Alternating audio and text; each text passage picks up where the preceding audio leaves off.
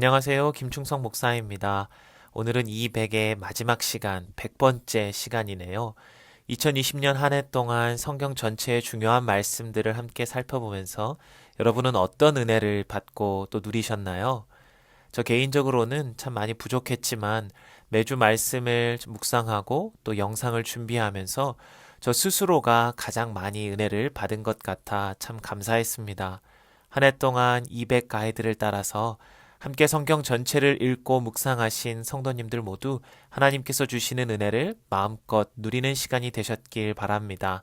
그리고 오늘 이후에도 계속해서 하나님의 말씀을 날마다 읽고 묵상하셔서 하나님의 뜻을 분별하고 또 이 마지막 시대를 살아갈 힘과 지혜 또 용기를 얻는 여러분이 되시기를 기도하겠습니다. 오늘은 요한계시록의 마지막 부분이자 성경 전체의 마지막인 요한계시록 21장과 22장을 함께 살펴보고자 합니다.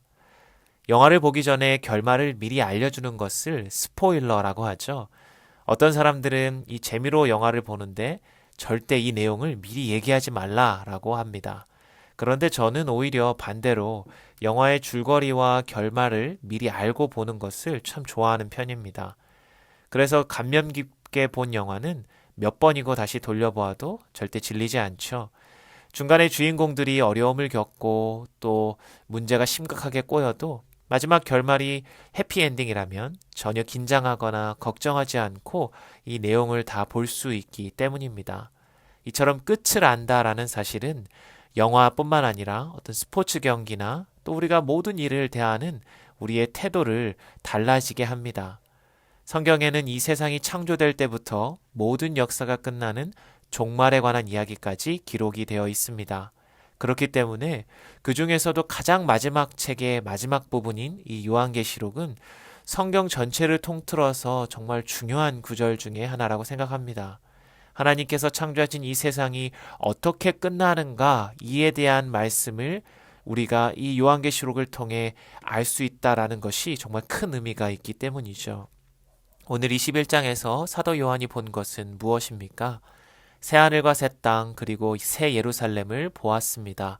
한마디로 천국을 본 것이죠.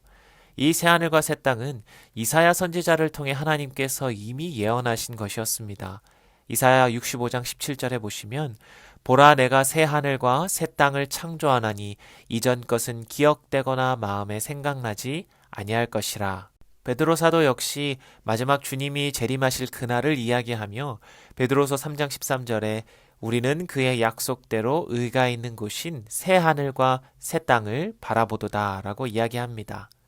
이 새 하늘과 새 땅, 하나님께서 만드실 이 새 예루살렘은 하나님과 어린 양 대신 예수 그리스도께서 통치하시며 그의 백성들이 영원토록 그를 예배하는 곳으로 묘사되고 있습니다. 이 거룩한 성이 21장 11절부터 아름답게 묘사되고 있는데요. 주목할 점은 이 성의 12문의 이름이 이스라엘 자손의 12지파의 이름들이고 또 성곽의 12기초석에는 12사도의 이름이 있다는 것입니다. 이 말은 이 거룩한 성이 신구약 전체에 구원받은 모든 백성들을 위한 곳으로 창조되었다는 것을 알 수 있습니다.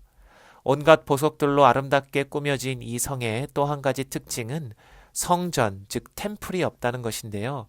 왜냐하면 22절 말씀에 이는 주 하나님 곧 전능하신 이와 및 어린 양이 그 성전이심이라고 이야기합니다. 이것은 구약의 이미지를 우리가 함께 생각해 볼 수 있습니다. 이스라엘 백성에게 있어서 성전은 거룩하신 하나님을 만나는 장소, 하나님이 임재하신 곳을 상징했죠. 그렇기 때문에 이 새 예루살렘에서는 성전이 필요가 없는 것입니다. 왜냐하면 하나님 자신이 존재하는 곳이 바로 새 예루살렘이기 때문이죠. 그분의 영광이 온 성 안에 가득하기 때문에 해나 달이 필요 없는 곳, 그곳이 바로 천국입니다.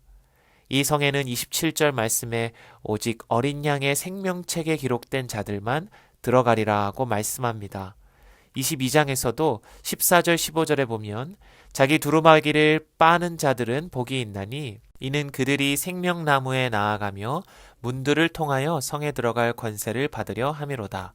개들과 점술가들과 음행하는 자들과 살인자들과 우상 숭배자들과 및 거짓말을 좋아하는 지어내는 자는 다 성 밖에 있으리라고 말씀합니다. 여기서 자신의 옷을 빠는 자들, 즉 어린 양의 피에 그 옷이 깨끗함을 입은 자들만이 이 성에 들어갈 수 있으며 그렇지 아니한 모든 자들은 성 밖에 있을 것이다 라고 말씀하고 있죠. 이 천국에 들어가는 것이 또 어떻게 가능합니까? 오늘 본문 21장 6절 7절에 돌아가 보면 또 내게 말씀하시되 이루었도다 나는 알파와 오메가요 처음과 마지막이라 내가 생명수 샘물을 목마른 자들에게 값없이 주리니 이기는 자는 이것들을 상속으로 받으리라. 나는 그의 하나님이 되고 그는 내 아들이 되리라고 말씀했습니다. 처음이요 나중 되신 예수님께서 이미 십자가 위에서 모든 구원을 이루셨고 이 생명수 샘물을 값없이 나눠주신다고 말씀하셨죠. 예수를 믿는 모든 자들이 하나님의 자녀가 되는 권세를 얻고 영원한 새하늘과 새 땅, 거룩한 성에 참여함을 입게 된다라고 말씀하는 것입니다. 제가 2주 전에 닥터 크루거 교수님의 말을 인용하여 요한계시록은 그 어떤 책보다 그리스도의 영광과 그분의 궁극적인 승리를 찬양하고 있다는 점에서 환란의 시대를 살아가는 그리스도인들에게 가장 필요한 하나님의 말씀이다 라고 이야기했었습니다. 그분의 승리에 함께 참여하는 성도들이 들어가는 이 예루살렘, 새 예루살렘의 영광과 그 아름다움을 지금 우리에게 직접적으로 보여주시면서 하나님께서는 이 땅에서 예수를 믿는 모든 자들이 은혜로 이 성에 들어와 영원토록 하나님과 함께할 것을 계속해서 확신시켜주고 계신 것이죠. 1세기 여러 핍박과 환란 속에서 고통당하던 성도들에게 또 2000년이 지났지만 여전히 우리 인생 가운데 고난과 어려움이 가득한 이 세상을 살아가는 우리들을 향해 하나님은 결말이 어떠한지를 보여주시면서 우리에게 힘과 용기를 주고 계신 것입니다. 21장 4절에 모든 눈물을 그 눈에서 닦아주시니 다시는 사망이 없고 애통하는 것이나 곡하는 것이나 아픈 것이 다시 있지 아니하리니 처음 것들이 다 지나갔음이러라. 이 얼마나 위로가 되는 말씀입니까? 이 세상에서 믿음을 지키며 신앙을 지키기 위해 모든 아픔과 고통을 이긴 성도들을 향해 하나님께서 주시는 위로의 말씀입니다. 여러분, 이러한 결말이 우리 앞에 기다리고 있다면 지금 우리가 겪고 있는 잠깐의 고난과 어려움도 인내하며 충분히 견딜 수 있지 않겠습니까? 거룩한 성에 참여함을 받은 그 은혜에 감사하며 영광 가운데 그분과 영원토록 함께할 소망이 있음에 우리의 마음이 평안함으로 가득하지 않을까요? 성경의 가장 마지막 부분을 우리가 계속해서 묵상하고 기억해야 하는 이유가 바로 여기에 있습니다. 확실한 미래의 승리를, 그 결말을 기억하며 오늘 하루를 믿음으로 살아가는 것. 그것이 하나님께서 우리에게 이 말씀을 주신 이유 중에 하나입니다. 22장에서 몇 구절을 더 살펴보겠는데요. 7절 말씀을 보시면 보라 내가 속히 오리니 이 두루마리의 예언의 말씀을 지키는 자는 복이 있으리라고 말씀합니다. 어떤 사람들은 여기서 속히 오신다라는 주님의 말씀을 오해해서 당장 내일, 내년, 앞으로 몇 년 뒤라고 주장하며 극단적 종말론자가 되기도 합니다. 여기서 속히라는 단어를 우리가 어떻게 이해해야 할까요? 여러분, 부모님들이 자녀들이 늦게까지 들어오지 않으면 전화를 걸죠. 그때 이렇게 답변합니다. 엄마, 금방 들어갈게요. 여기서 금방이라는 단어를 서로가 참 다르게 이해하죠. 여기서 자녀들의 금방이란 말은 밖에서 볼일 다 보고 놀 거 다 놓은 후에 그때 들어가겠습니다 라고 이야기하는 것이라면, 부모님은 이제 아이가 금방 온다고 하니까 곧 도착하겠구나 라고 생각하죠. 하나님께서 속히 오신다는 말씀은 시간의 개념이라기보다는 반드시 오신다, 즉 확신을 주는 메시지의 의미로 우리는 생각해 볼 수 있습니다. 왜냐하면 하나님에게 있어서 시간이란 것은 인간의 시간 개념과 달라서 하루가 1000년 같고 1000년이 하루 같으신 영원하신 분이기에 우리의 생각에 그저 몇 년, 몇십 년의 개념으로 단정할 수 없기 때문이죠. 하지만 한 가지 확실한 것은 이 말씀이 반드시 오실 것이다 라는 그 약속의 말씀이라는 사실입니다. 여기에 더하여 예언의 말씀을 지키는 자가 복되다라고 한 번 더 말씀하셨는데요. 사실 이 계시록 1장에서도 예언의 말씀을 읽고 듣고 지키는 자가 복되다라고 분명히 선언하셨습니다.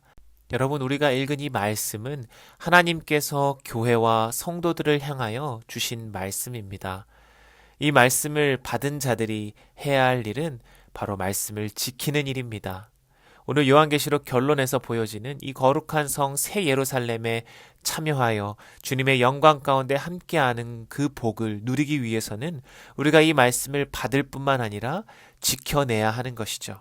이 땅에서 우리가 기대하는 그런 돈과 명예와 이런 복들이 아닌 영원한 복을 기대하는 마음으로 하나님이 주신 말씀을 읽고 또 묵상하며 그것을 우리 삶 속에 적용하며 살아가는 것, 그것이 진짜 복된 자들의 삶인 것입니다. 마지막으로 이 말씀을 지키는 데 있어서 우리는 결코 더하거나 빼는 일이 없어야 함을 분명하게 말씀하십니다.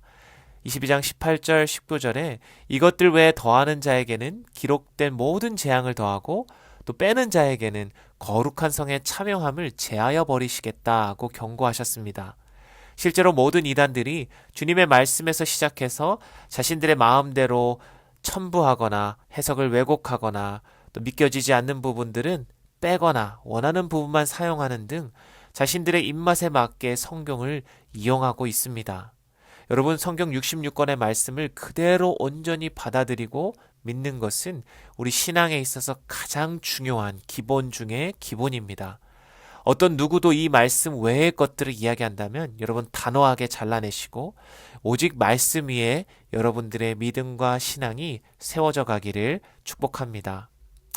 여러분, 이 모든 계시의 말씀을 듣고 요한 사도가 20절에 이렇게 대답합니다.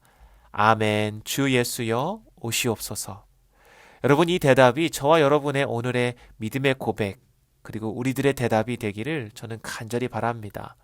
주님이 곧 오신다라는 이야기를 들을 때 이렇게 반응하는 사람들이 있어요. 주님, 제가 하는 사업이 좀 더 성공하고 그 뒤에 오시면 안 될까요? 제가 결혼한 뒤에 주님 오시면 안 될까요? 제 자녀가 결혼해서 손주 낳는 것만 보고 오시면 안 될까요? 주님, 제가 아직 세상에서 못 해본 것들이 너무 많은데 조금만 있다 오시면 안 되나요? 여러분, 썩어질 이 세상에 미련을 두고 소돔과 고모라 성을 빠져나오면서 아쉬운 마음에 뒤를 돌아보아 소금 기둥이 된 롯의 아내와 같이 우리는 되지 않았으면 좋겠습니다. 주님이 오시면, 새하늘과 새 땅이 오면 우리가 이 땅에서 경험하고 누렸던 모든 것들은 정말 비교도 안 될 정도로 큰 기쁨과 감사와 영원한 행복을 우리는 경험하게 될 것입니다. 그 기쁨과 행복의 중심이요 주관자 되신 그 예수님과 이 땅에서 동행하며 또 그분과 영원히 함께할 천국의 삶을 소망하는 것, 그것이 우리가 가져야 될 참된 믿음의 자세입니다. 우리의 시선이 늘 하늘을 바라보며 영원한 우리의 본향집을 향하고 하나님께서 우리를 위해 예비하고 계신 그 새 예루살렘을 바라볼 수 있기를 바랍니다. 다시 오실 주님을 기다리며 오늘 하루를 그 믿음으로 살아갑시다. 이 믿음이 그리고 이 소망이 저와 여러분의 삶 가운데 늘 가득 넘치시기를 주님의 이름으로 간절히 축복합니다. 우리 함께 기도하시겠습니다. 살아계신 하나님, 감사합니다. 오늘 성경의 말씀 마지막 부분을 함께 묵상하며 우리에게 이 세상의 결론이 어떻게 맺어질 것이며 또 우리에게 어떠한 기쁨과 참 행복이 기다리고 있는지를 말씀하여 주시니 감사합니다. 주님, 그 예수님, 그 하나님의 영광을 바라보며 이 땅에 참 어렵고 힘든 삶을 살아가고 있지만 믿음으로 늘 감사하며 주님 늘 소망 가운데 살아갈 수 있기를 주님 바랍니다. 우리에게 그러한 능력 주시고 성령 하나님 힘 주시고 아버지 하나님, 정말 오늘 사도 요한의 대답처럼 아멘, 주 예수여 오시옵소서, 우리의 믿음의 대답이 날마다 우리의 심령 가운데 흘러 넘치기를 간절히 소망하며 살아계신 예수 그리스도의 이름으로 간절히 기도드립니다. 아멘.